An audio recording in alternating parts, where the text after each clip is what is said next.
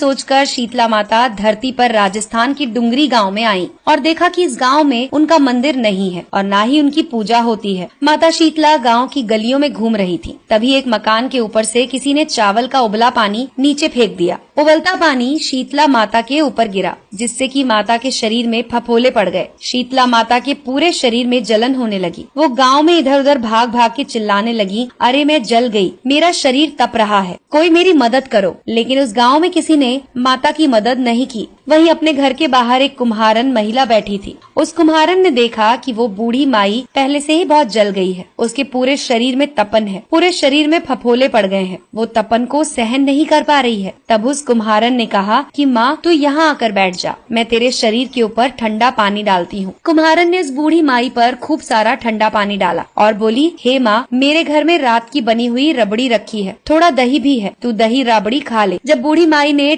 ज्वार के आटे की राबड़ी और दही खाई तो उसके शरीर को ठंडक मिली। तब उस कुम्हारन ने कहा, माँ बैठ, तेरे सिर के बाल बिखर गए हैं, ला मैं तेरी चोटी बना देती हूँ। कुम्हारन माई की चोटी गूंथने के लिए कंघी से बालों में करती रही। अचानक कुम्हारन की नजर बूढ़ी माई के सिर के पीछे पड़ी तो कुम्हारन ने देखा कि एक आंख बालों के अंदर छुपी हुई है। ये देखकर वो कुम्हारन डर के मारे भागने लगी। तब उस बूढ़ी माई ने कहा कि रुक जा बेटी, तू डर मत, मैं भूत प्रेत नहीं हूँ, मैं शीतला देवी हूँ। मैं तो इस धरती पर देखने आई थी कि कौन मुझे मानता है, कौन मेरी पूजा करता है। इतना कहकर माता ने अपने हीरे जवाहरात के आभूषण पहने हुए, सिर पर स्वर्ण मुकुट धारण किया हुआ अपना असली रूप उसको दिखाया। माता के दर्शन कर कुम्हारन सोचने लगी कि अब मैं गरीब, इस माता को कहाँ बिठाऊं। तब माता बोली, हे बेटी, तू किस सोच में पड़ गई है। तब उस कुम्हारन ने हाथ जोड़कर आंखों में आंसू बहते हुए कहा, हे माँ, मेरे घर में तो चारों तरफ दरिद्रता है, मैं आपको कहाँ बिठाऊं। मेरे घर में ना तो चौकी है ना ही आसन। तब शीतला माता प्रसन्न होकर उस कुम्हारन के घर पर खड़े हुए एक गधे पर बैठ गईं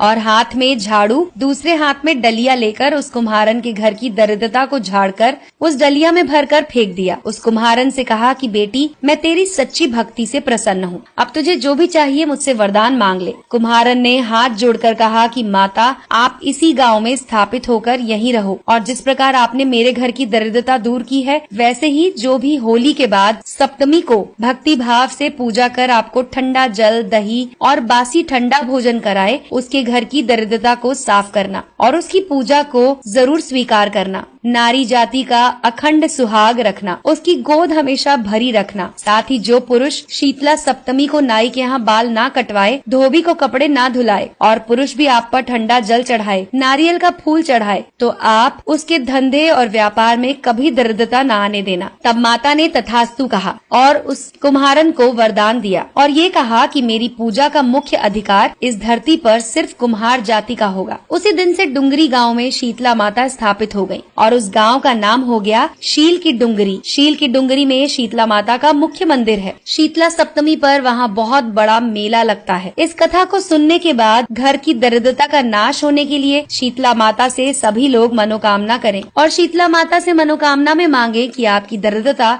दूर हो जाए। दोस्तों, अगर आपको ये कहानी पसंद आई हो तो इसे लाइक करें और अपने डाउनलोड मौज, डाउनलोड मौज, डाउनलोड मौज।